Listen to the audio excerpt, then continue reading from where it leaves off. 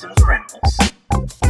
Hey YouTube, Dawson Ryder here. In today's video, I'm going to be doing another what-if exploration of what if Disney still owned Power Rangers. I did a video the other day about what if Saban still owned it, kind of inspired by the news about Hasbro lately and how they've handled things, and people have wondered, like, what would it be like if Saban had handled it? And I kind of talked about that, and this is kind of thinking about, like, what would happen if Disney had still owned it, which is a little bit different. And as stated with this video, there's no real, like, fact-based stuff about this video. It's just sheer speculation based off observations of the way times have changed with TV, based on what Disney did with the franchise. Just kind of a fun imagining, like, based on the circumstances we've seen, what could have happened.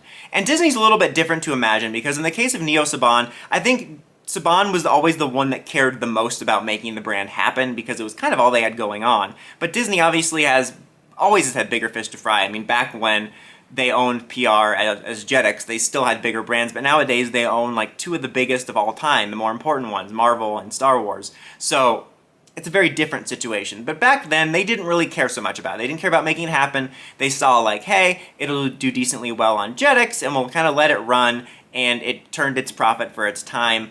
But they never had like any ambitions, like, oh, we one day want to do a reboot show, a movie, we want to make the kids show better, we want to get it out there. They did the bare minimum, but they didn't do less than that. So it's a little bit different of a situation, and people always talk about how Disney hated it and they wanted to let it go. I don't think it was as malicious people thought. Like, the way people talk is like the Disney executive came in every day and like, I want that guy dead! It's like, that's not how it was happening. They just kind of didn't care. Like, they're like, yeah, whatever, let it do its thing. The thing that's interesting is the way that Power Rangers finally winding down there went down. Because from what I remember, the reason RPM was slightly retooled from the formula we got from roughly Ninja Storm through Jungle Fury was that they were going to pair it with Aaron Stone when they launched Disney XD, and then more or less at the last minute decided against it, which is why it was dumped at like the 5 a.m. slot on ABC Family until it died. And I think the reason that the reversioning existed was probably about existing contracts and like Bandai and all that stuff.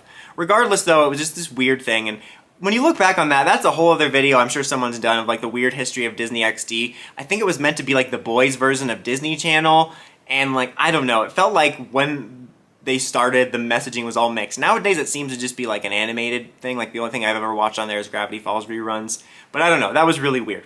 So that is something to consider, like, as part of the what if timeline. I think ultimately, in terms of my theory of where we would be currently if Disney still owned PR, would wind up at the same destination, but you kind of have two different timelines to look at for this.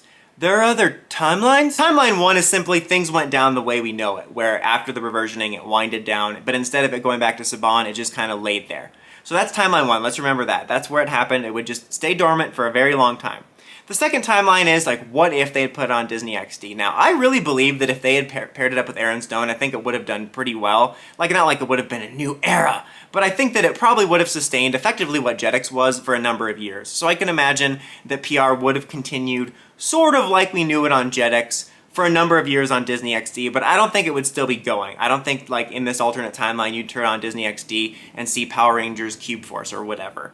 I think it just would have continued for a little bit longer, and then eventually it probably would have gotten phased out, but it probably would have given it like a stay of execution if it had stayed there. I think that they should have just let it air on there. I don't know what was going on with that. I know they didn't care about it, but it seems weird that obviously if they fully wanted it dead, maybe it's because of contracts. I was gonna say, if they fully wanted it dead, they just would have kept things the same and let it die out on ABC Family. Like, assuming the reason they continued it through RPM was because of existing contracts or whatever, they would have just decided to get rid of it effectively immediately when they decided to do Disney XD. But the fact that they even thought for a second about, like, hey, this could fit, let's retool it, means that there was at least some level of care, I guess. Regardless, though, like I said, I think it would have continued on Disney XD for a number of years and then eventually laid dormant. Now this timeline is kind of a fixed timeline where they can't sell it.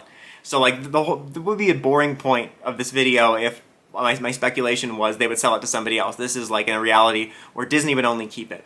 So, but I think in both timelines, whether they let it lay dormant after RPM or it continued for a number of years on Disney XD, I think we would have wound up in the same destination where it would have laid dormant until the Disney Plus era. That's the interesting thing to think about in the Disney Plus era, how that would have evolved. Like, I think that the streaming era would have ultimately been one of the things that would have caught up to the timeline where it stayed on Disney XD and ultimately led to its cancellation.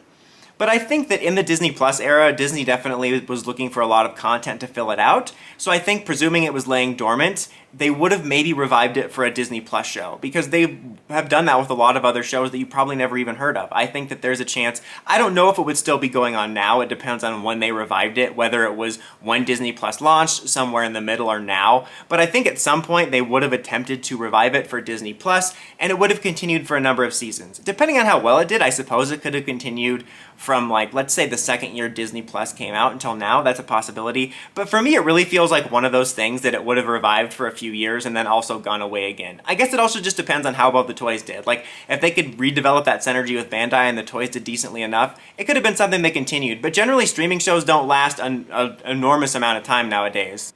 So that's really hard to say, but I really do think that there would have been a good chance that if they had let it lay there, that Disney Plus would have brought it back, because it seems like they definitely had this sort of ambition for a lot of content, a lot of names, and it feels like one of those shows that would have filled out like the kids' content stuff. You know, I see a lot of shows all the time, whether I'm scrolling through Disney Plus or you see like a tweet from a news site that's like, oh, Chicken Squad just got renewed for a third season, and you never heard of it, and they've brought in random new shows and revived a lot of old shows on there to give them content. So I think that would have happened. I don't think there would have been any larger ambitions. I don't think Disney would have tried a movie unless they did a Disney Plus movie or something, or comics. I think it kind of would have been roughly the scale of what we got, which in a weird way is kind of like this midway point between current Hasbro and Saban Brands, where Saban Brands did have greater ambition.